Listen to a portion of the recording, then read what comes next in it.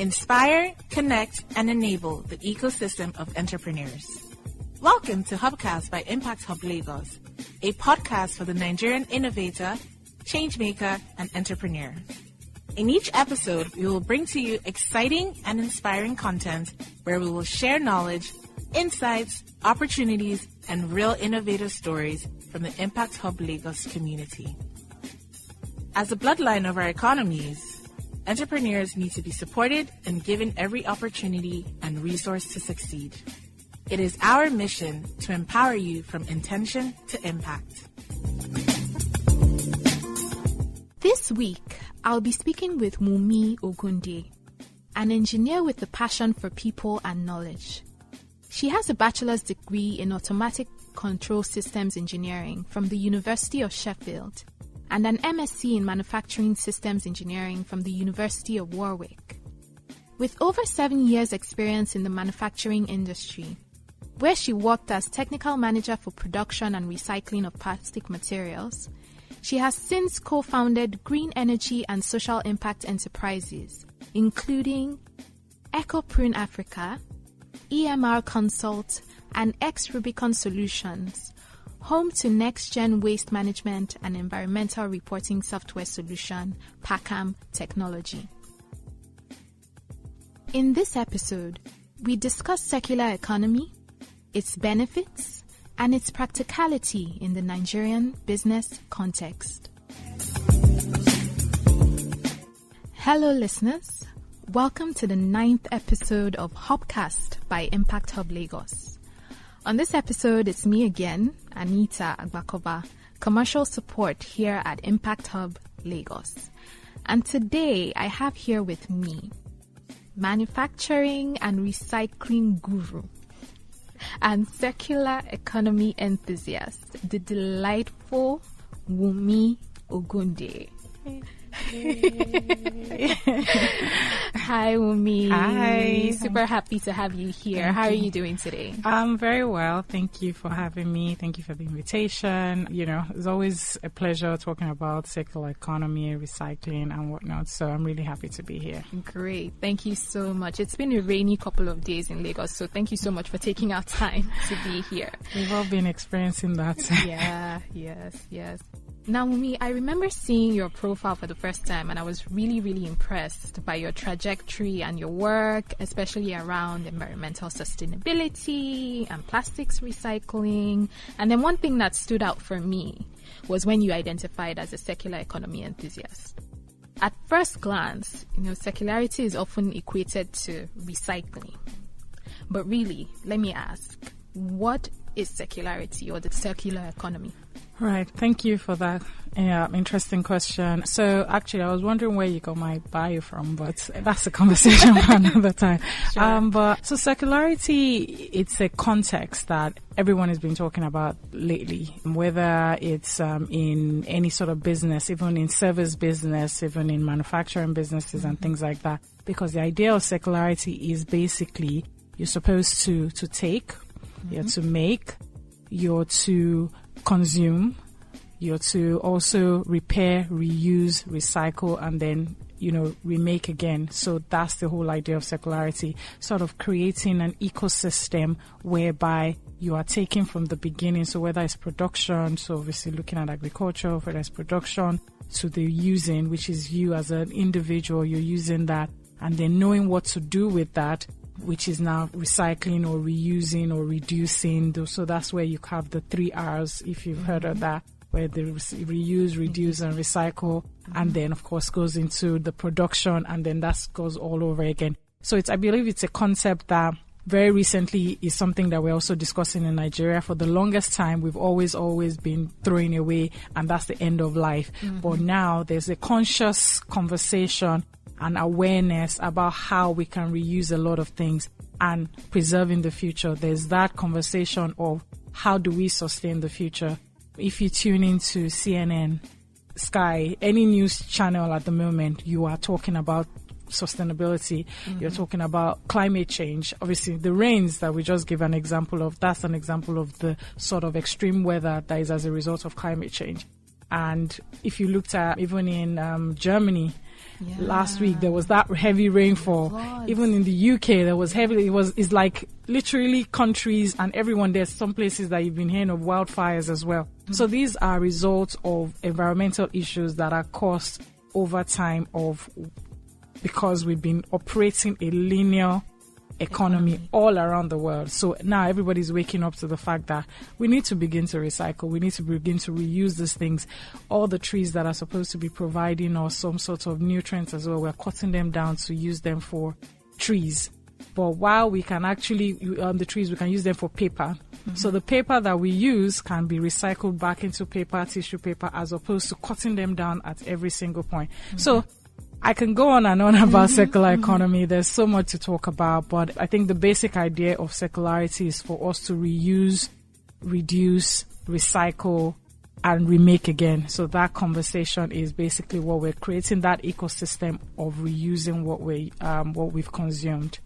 Interesting. I like the fact that circularity outlines the concept of like zero waste. Yes, exactly. And then limiting environmental damage by effective and efficient, designs around whatever product cycle or whatever sector it is. And that whole idea of take, make, consume, repair, recycle, and then put it back into the system and make again. It's a beautiful concept. Yes. And just to add to what you just talked about in terms of smart city design, that's just the best way to go, because a lot of things that have happened is just, we just build homes, we just build things without actually really thinking of the future. So things are, right now, people are obviously looking at technology, people are looking at better ways and smarter ways more efficient ways of doing things, and even in consumption, even in, textile, even in agriculture, even in any area that we exist,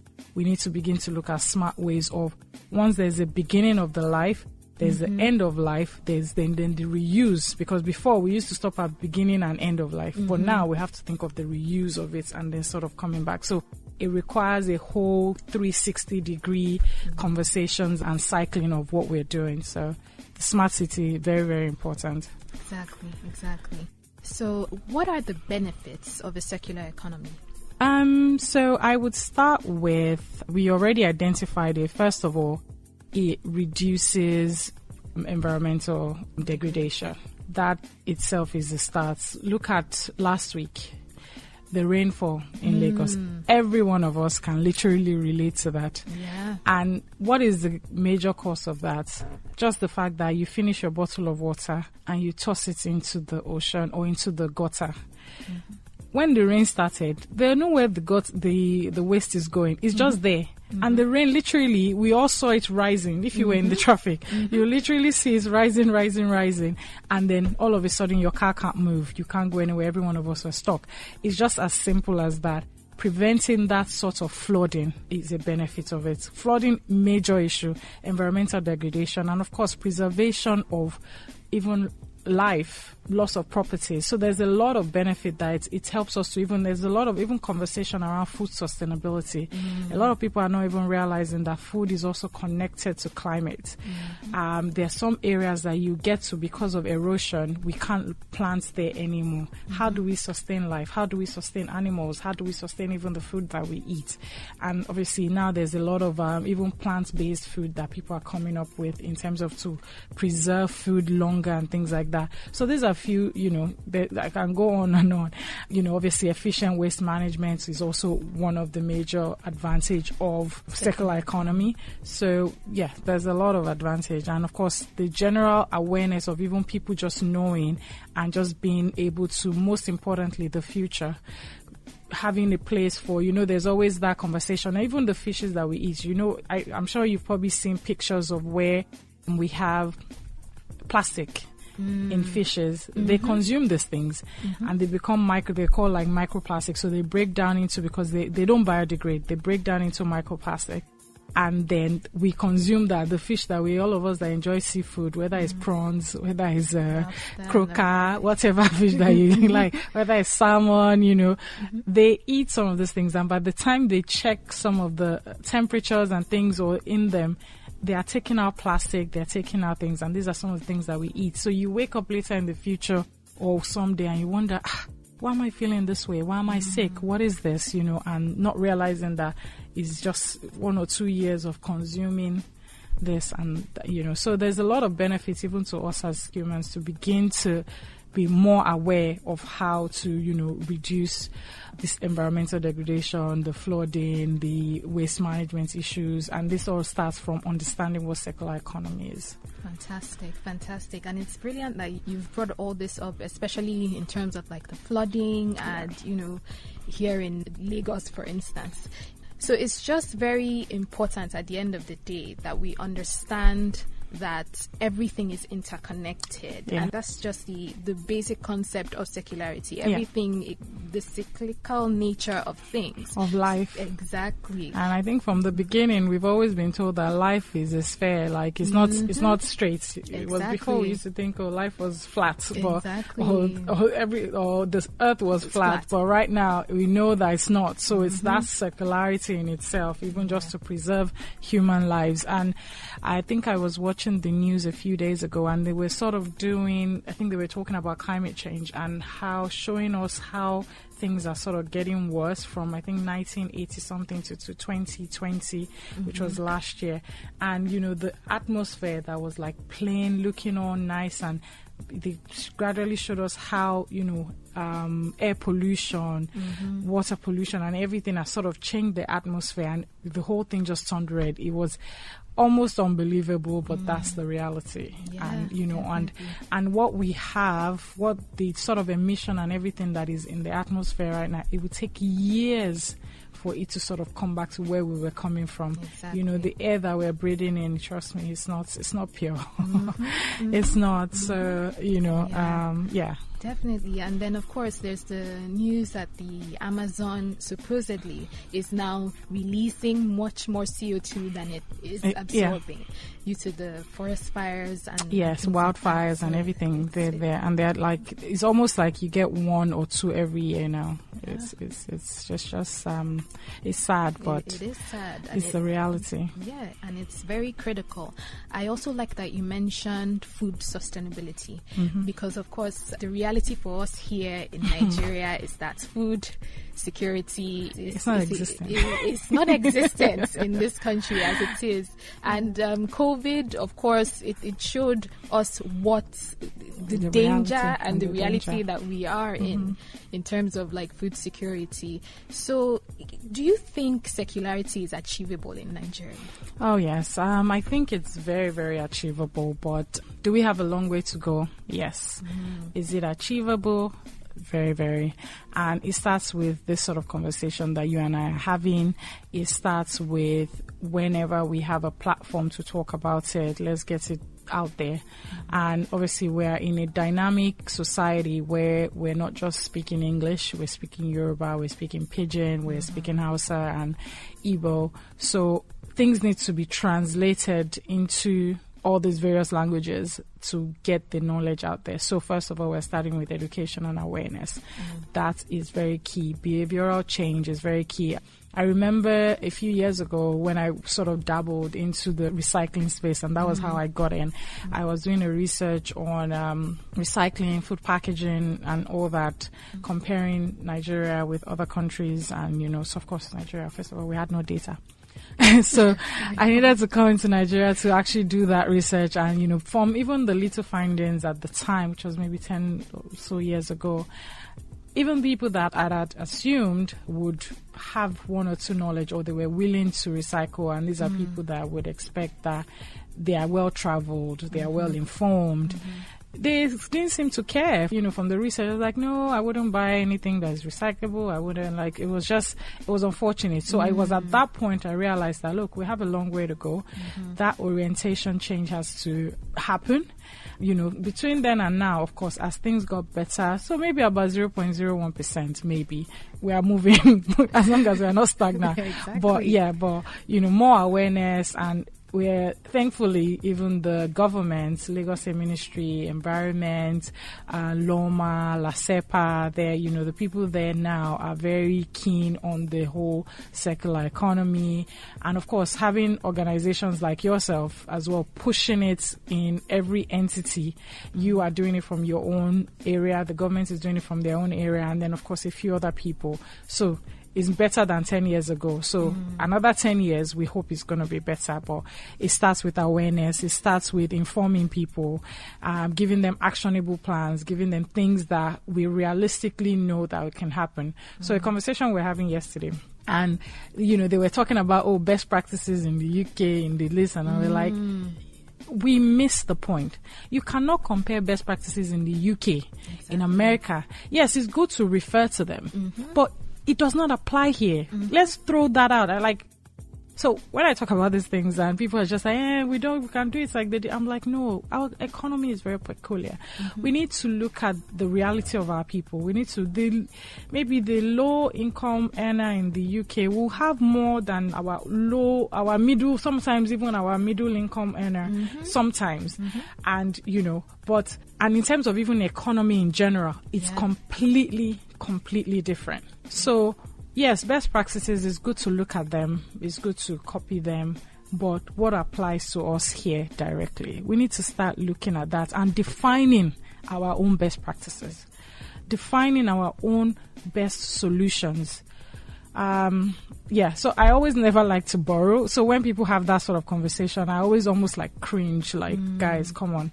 We can't apply what's going on in Ghana to Nigeria in any way. So you have not even talked about your neighboring country. You are going to go and borrow from the UK and America. Our realities are different.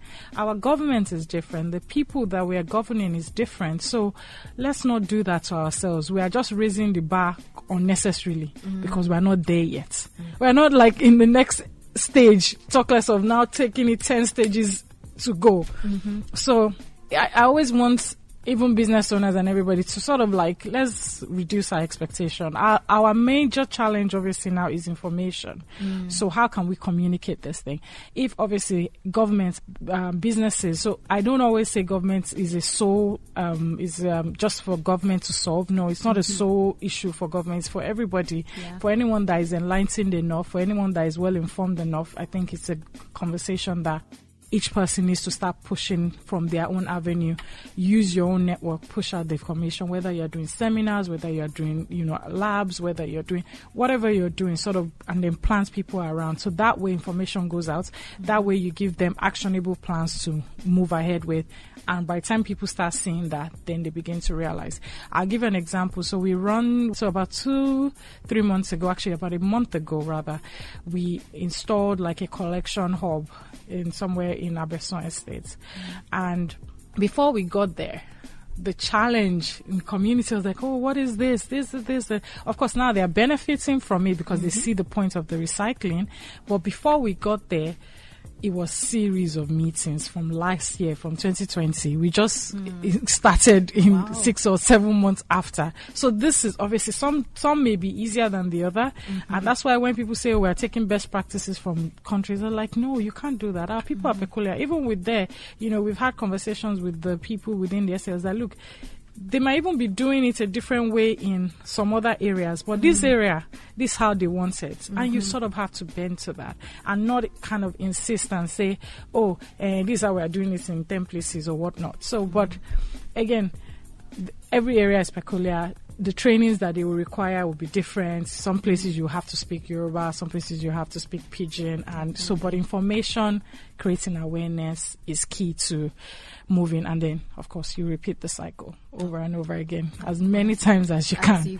As many times as you can. Definitely. So that systematic approach to just creating that awareness and then educating people, informing them, and then tailoring things to the realities that exist within whatever community that you're finding yourself. Very true, correct. Definitely. And then, of course, taking action and then rinse, repeat. And repeat, exactly. Definitely. Tweak a little bit here and there and repeat. Of course. And then learn from that and then you can do it again.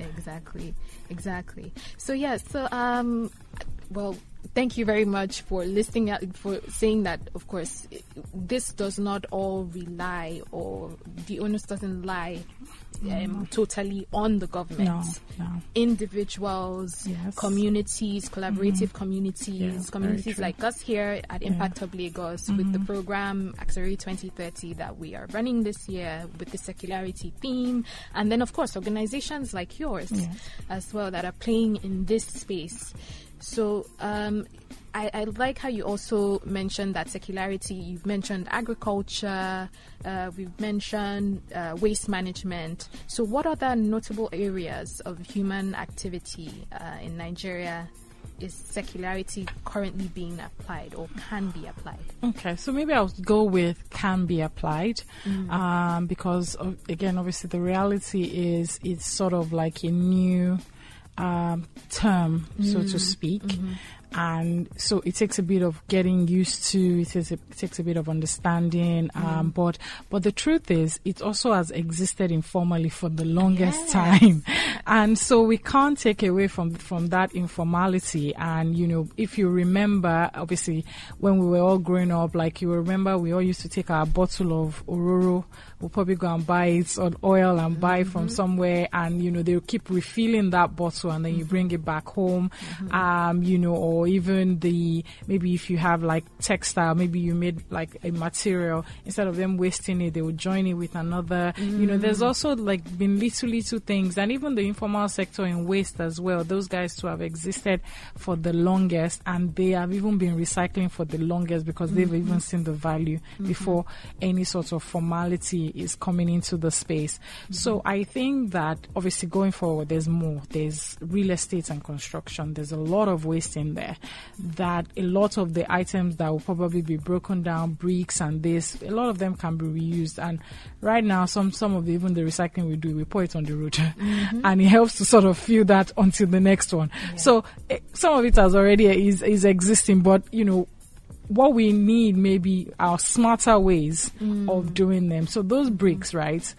What are the engineering behind that sort of solution whereby we can mix it with maybe another sort of cement or chemical to maybe bring it, to aggregate it together, and then we use it for something else.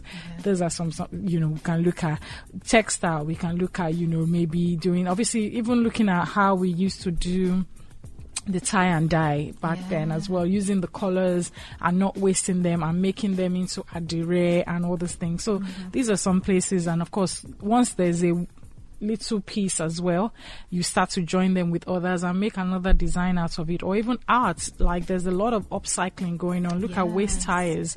That's another industry whereby once the tires are, you know, end of life, they are recycled and remade into furnitures. There are some beautiful places that I've entered, and the furniture is strictly you know, upholstered with tires and remade with Ankara material, which just makes it look really beautiful. So you're just wondering, where did you get all this furniture from? But they were all remade and recycled into that. So we can look at that. Of course, we talked about food and agriculture. There's a lot there's a lot of food waste. A whole lot of food waste. It's so funny that we're talking about food security and there's still a lot of food waste. So, but obviously that also comes with knowledge, because in that industry we've had a lot of people that obviously not as educated running that space for the longest time, and no, in quotes, educated person wants to sort of be a farmer.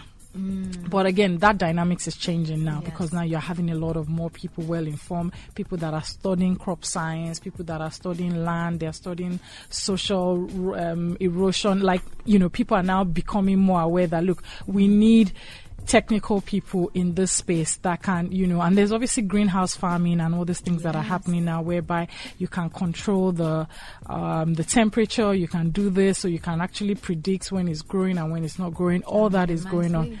Those are, you know, they are currently going on in Nigeria as well. So there's also that there's also that space, and it's been interesting to just watch that industry grow. So we have a long way to go, but we're moving. So these are some areas that I think that we can begin to look at. Obviously plastic as well, and that's already happening through the waste space, recycling of that, making sure that the plastic collected, they are broken down into flakes, into different materials, and that is converted into something new. You can remake them into chairs, you can remake them into this. So it presents a lot of opportunity as we go along, and as we go on, there will be more to come. I think the only challenge for us in Nigeria is that obviously we have limited should I say, processors or manufacturers of some certain materials. But of course, out of the country, there are a lot more because people focus on their industry. So here we have a lot of focus on plastic and all that. Obviously now there's a lot of training on compost for even food waste. Yeah. So our oily food waste, we can use them to make compost for manure, fertilizers and things like that. So conversations and training and things are going on how people can do that. So I think we are getting there.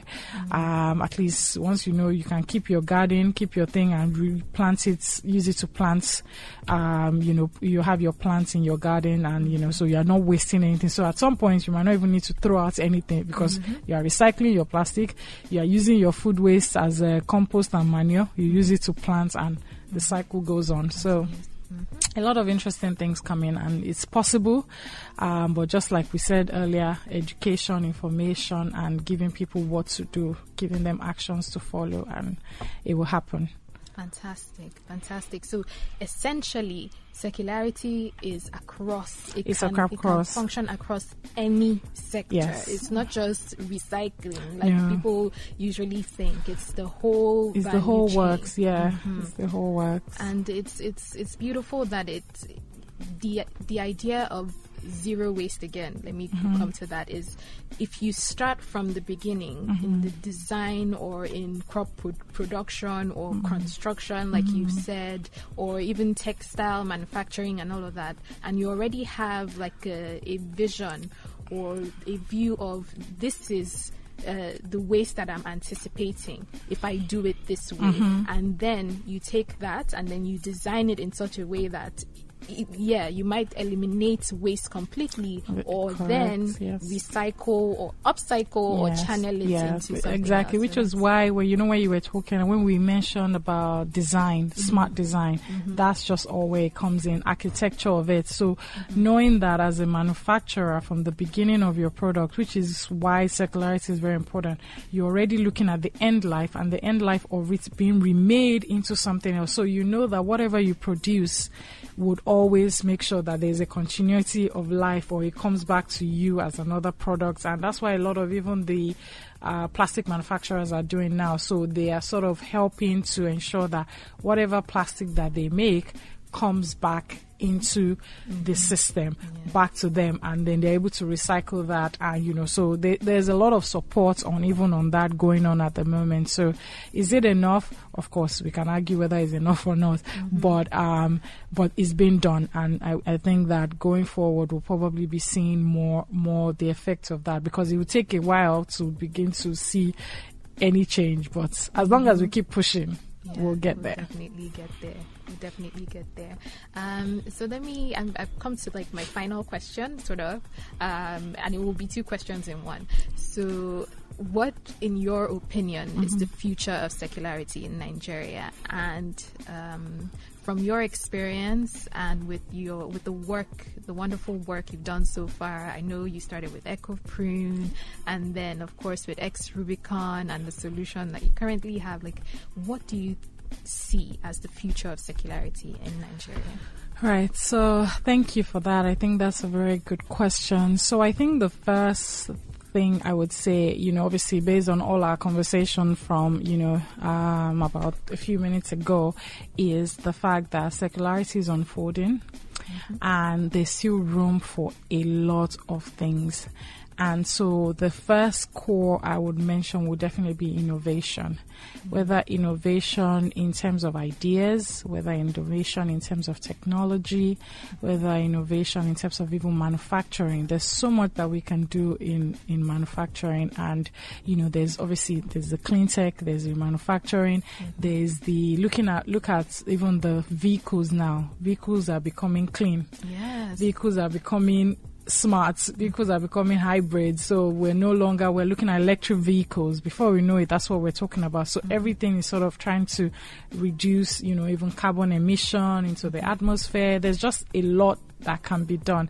And even a lot of that is also, what that is also doing is helping us to remake some of those items. So vehicles now will probably they'll start using carbon fiber, which are very light, and they're sort of another type of recyclable material that you can recycle a whole car.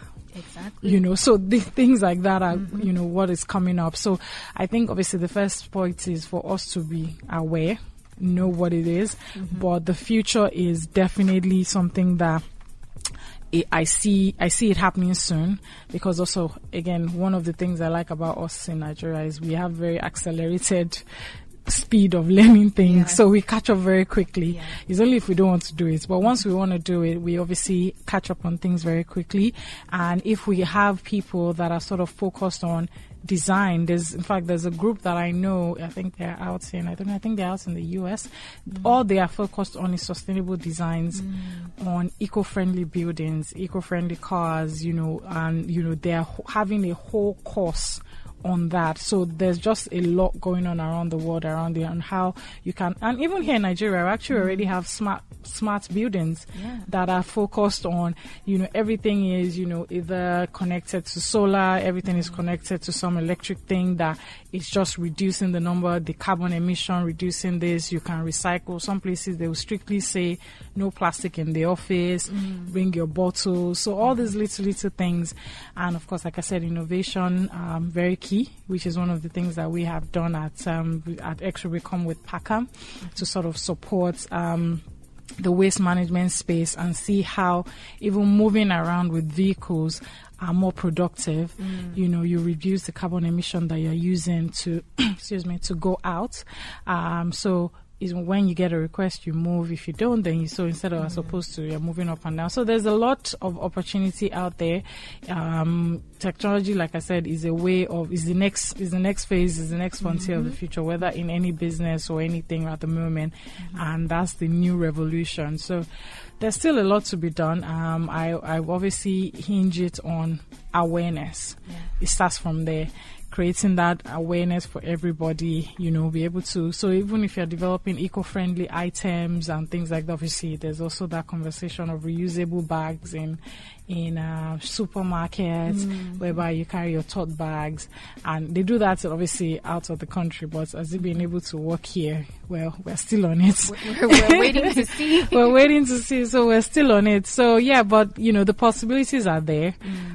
You and I, your organization, our organization, we just sort of need to we must not give up. That's just the thing. Obviously it's easy to be weary, but we just need to keep pushing, and that's it. Fantastic.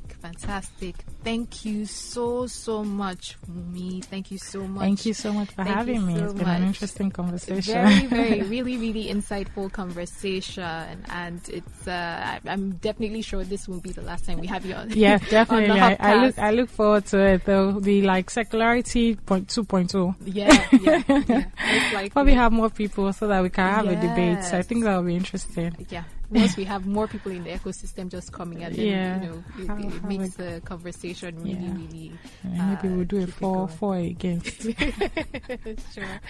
Sure. So thank you so much, Wunmi. Fantastic to have you here.